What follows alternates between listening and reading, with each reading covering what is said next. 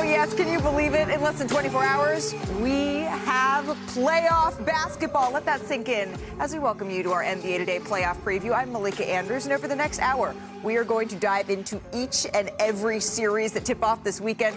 And we know 6 of the 8 matchups, right? They're set. Tonight, we get the final 2 play-in games that's going to determine who the number 1 seed, the Pistons, and the reigning champs, the Thunder, are going to play. As OKC starts that quest to repeat, they want to become the first time the champs have repeated since the Warriors did it 8 seasons ago. As we say hello to my partners, Chinea Gumake, Danny Green. Let's break this down, my friend. Let's roll through what we do know, and we're going to start in the West here. Here we know we have the San Antonio Spurs, Victor Wembanyama, in the playoffs for the first time, facing the Blazers. And then, this is a matchup we've seen a couple of times, right, over the last couple of seasons. The Timberwolves, the Nuggets, get your popcorn. And then we got the OG matchup here with LeBron James and Kevin Durant facing off. Right, that's kind. The legends. What's most intriguing to you, Chinea, out west? You know I love OGs as an Ogwumake, but I'm going to pivot here, and I'm really excited about this one right here because Anthony Edwards has a target list. He likes to take out legends. We've seen it with KD and Book in the postseason. We've seen it. I know it was a stufless Warriors for the most part, but he still took them down. He took down LeBron and Luka Doncic.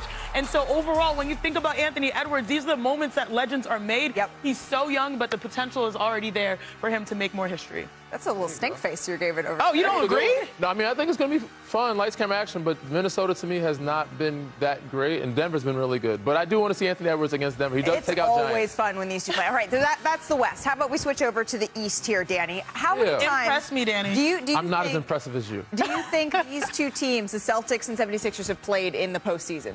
Yes. Ever? How many times? Yeah, 23 I was going to say 40. I didn't think that's a lot. Yeah, that's the most in NBA history. And then we get the Hawks and the Knicks. No, it's not Trae Young back in the Garden, but these two, there's some bad blood there. Atlanta's hooping. And it's not LeBronto, but we do get the Cavaliers facing a team that they struggled with in the regular season, the Toronto Raptors. Who are you watching in this Normally, I would say that 23 times, you said 23 times. Yeah, right? 23 times. But no Joel Embiid. We don't know what he's looking like. Right. So it's not as exciting to me. I'm going to go with this 4-5 matchup here in Toronto. Oh, curveball. Why? Because these guys have a lot to prove. There's a lot of pressure on James Harden and Donovan Mitchell. This was a team that had high expectations. They were supposed to be a number 1 or 2 seed, even before James got there. And since he's been there, they've been very up and down. They haven't had a lot of minutes on the road together. Jared Allen's been out. James has been out. Evan Mobley's out. Donovan, they've only had like 10, maybe 11 games together as a whole. And Toronto has the season. They're leading them in the season. They won the season series. Sorry, stumbling here. But that was early November, so it's a totally 2 different teams. Correct. But they have nothing to lose, so this is going to be a battle, and Cleveland has a lot to prove. I can't wait. The first round gets underway this weekend, but let's take a look at the odds. This is according to DraftKings Sportsbook for the title winners, going all the way to the end. And yes, of course, it's the Thunder that are the strong favorites at plus 110. They're followed, though, by the Spurs, who jumped the Celtics. They are favored, though, to win the Eastern Conference. And earlier today, we got to hear from Jayson Tatum on being back in the postseason. I didn't even know if I was going to play this year, so I get the opportunity to, be a part of the team and play in the playoffs. I couldn't be more grateful. Tatum is Tatum, man. Tatum is Tatum. That's the good thing about the great ones, regardless if they're limited or if they're not all the way themselves. They just adapt to the game. It's one game at a time, and that's really just how I'm looking at it. However, the chips settle, but can't win a championship without winning the first one, so we just got to stack some wins. That's true. It's going to be great, though, to see JT back in the postseason. This is what he's been working to come back for, right? But when we're looking at the biggest storylines just of this first round, Sinead, he's certainly one. Is there another you're looking at? Oh, I'm so excited. For one player in particular. I'm always excited all the time. But this player, supersized player? It is. Absolutely. What will Wemby do?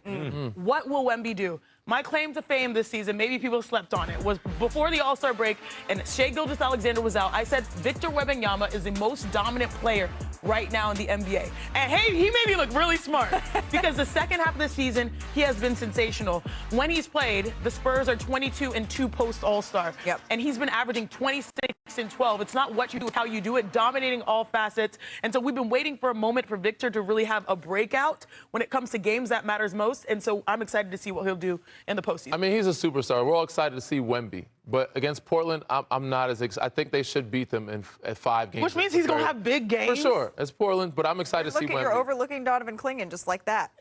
Yeah, right. I shouldn't. Donovan Clingan has definitely stepped up his game. He's been very good. But for me, who I'm looking at is the storyline of the Charlotte Hornets. And I hope they come out of this playing because we want to see that smoke with Charlotte and Detroit. I mean, Cade Cunningham's come back. They've had some. You see LaMelo talk crazy to certain guys on Detroit bench, Isaiah Stewart, whoever it is, Moussa Diabate, Miles Bridges. Kobe White's been playing at a high level, but Charlotte, to me, has been the best storyline of the second half of the season, if not the season. They could turn this around and get to that 8 seed and maybe put Detroit in a 6-game playoff series. This would be a heck of a year for this group. You're looking at an 8 seed. I'm looking at the defending champions, the #1 overall seed. Malika, you mentioned how long it's been since we've had a repeat champion. 7 champs over the last 7 years. Is itty-bitty Oklahoma City going to be the ones?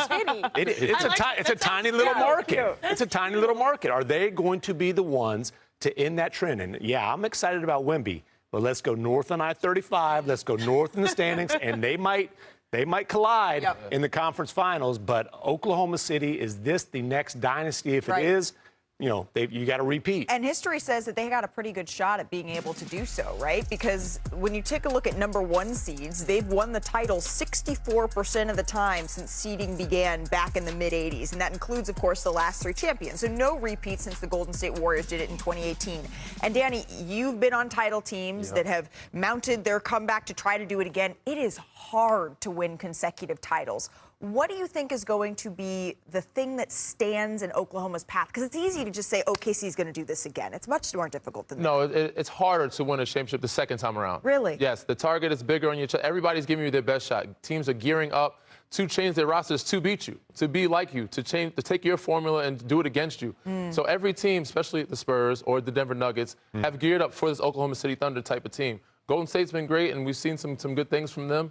I don't know if they have that yet, but I'm interested to see them in this playing game because they have some things that I'm looking forward to seeing. In order to repeat as champions, I think they have to get back to that blueprint of having their X factor be the Robin, right? We already know who the Batman is, the probably front runner, of course, Shai Gilgeous-Alexander for MVP, but people undercount what J-Dub did in that finals run. I'll never forget, rent-free in my brain, was that the game 40-piece five? game 5 of the NBA Finals that really helped OKC break through because at that point, they were sort of going toe-and-toe, neck-and-neck with the Pacers, and they needed someone to take the pressure off of SGA, and he delivered. J-Dub averaged 23 and 6 in the NBA Finals. Now, this year, it was different because he missed a lot of games, and Chet Holmgren has stepped up in that void, but still, is that consistency or lack thereof going to impact them on their second goal? Right? Yeah, and Dub did that with a shooting wrist that needed surgery that caused him to miss the first 19 games. It really bothered him for a lot of the season. Then he had the hamstring problems. He's as healthy as he's been all season. That's good news. They got a big-time break, OKC did, on the last day of the regular season when the brackets broke, right? Because it looked like they were going to have to go through both Denver and San Antonio just to get back to the finals. Now, the way the brackets are set up, Denver and San Antonio are going to have a slugfest should that series happen in the second round. With Oklahoma City, I'm not saying they're getting a bye. I'm just saying I cannot see Houston or the wounded Lakers being able to end OKC's run. Yeah, I'm with you on that one. So they're thanking the basketball gods for that. You know, San Antonio really, I wouldn't say dropped the ball, but I don't think they're running from smoke. They're preparing themselves for that matchup. I think when it comes down to it, OKC, these matchups are not going to prepare for them when they get to the Western Conference Finals against a Denver or a San Antonio team because they had it so easy. So this might be a gift and a curse. We don't know. I do hope we get to see at some point Oklahoma City and San Antonio in the postseason. That just feels like the regular season matchups we got. There is no other matchup that you watch that had quite the same feel of, man, I hope we get this in the NBA Finals. But aside from that, I don't know about y'all, there's nothing that gets me more excited for the postseason than watching some highlights of the top all-time playoff moments. Yeah, this is the top of the top, game 1, round 1 over the years. There was plenty to choose from, but this is what we distilled it down to. This is 1993. Pippen saves it to Jordan. Got the mitts. Oh, look at that. It was That's it with mitts. one hand. That's the baseball catch right there. Are you serious? Not everyone can shoot mid-range off the glass like Jordan, though. Palming it on the way down right into a jumper. How about 2011? This is the Mavs at the Thunder. I was here for this one. KD. You see, I thought that was one bounce. Over one-hand 2 finish. defenders. Look at this. Sean Marion. That was a push shot. Let me see that friendly roll. Jan Let me see Mahimi. that friendly roll. Janae, this one's for you. Okay, 2003. How about some T-Mac, right? Oh my gosh, this is when I grew up watching basketball in the Cypress, Texas. The Ooh. T. But yeah, that was my team. That was my guy. That's Bron in high school there in the stands. Put down the nachos. What the hell just happened? Everyone needs a snack. How about the Suns and Spurs? Same year, 2003. Suns down 2, 5 seconds left. Stephon Marbury. Did he call glass? Bank is open. Bank's open for the win. I know that was Starberry. Had to be during the week. Bank was open. I was going to say something, but I have to save it for commercial. Oh, man.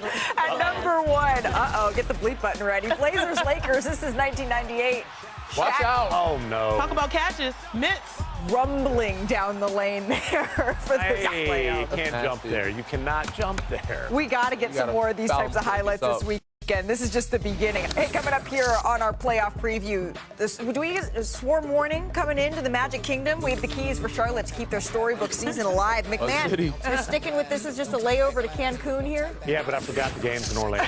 Plus, will the Suns be able to stop one of the lethal two-man game between Steph and Draymond? Shanae breaking it down, why this is so unstoppable. And hear from LeBron James, what he had to say about matching up with Kevin Durant and the Rockets yet again. His message to his teammates, what they need to do if they want to win without Luka. We'll have that for you right after this.